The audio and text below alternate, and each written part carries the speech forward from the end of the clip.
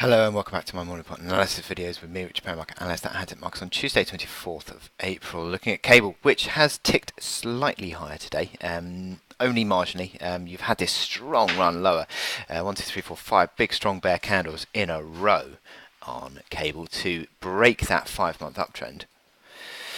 And also breach the support at 39.65, which is the reaction low from earlier in April, which was the first time we've actually broken a higher reaction low for a long while, about 9 months I think the last time we really broke a higher reaction low, which I think was this one here.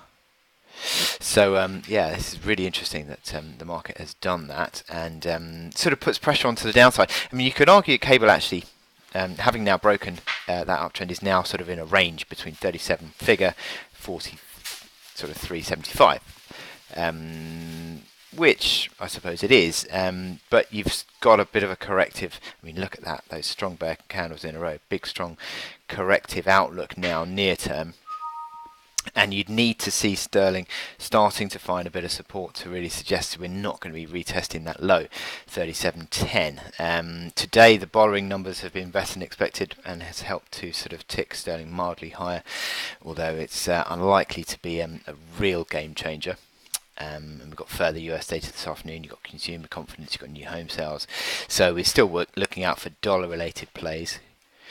But for now, we've seen a little bit of a stabilisation of sterling. Will that last? Well, the outlook for sterling is seemingly better than it is for the euro dollar. However, you do still have this strong momentum near term, which is negative configuration on the hourly chart across the momentum indicators. So you've had a mild tick higher, but the question is whether it really sort of sustains that support at 39.16, which is today's low.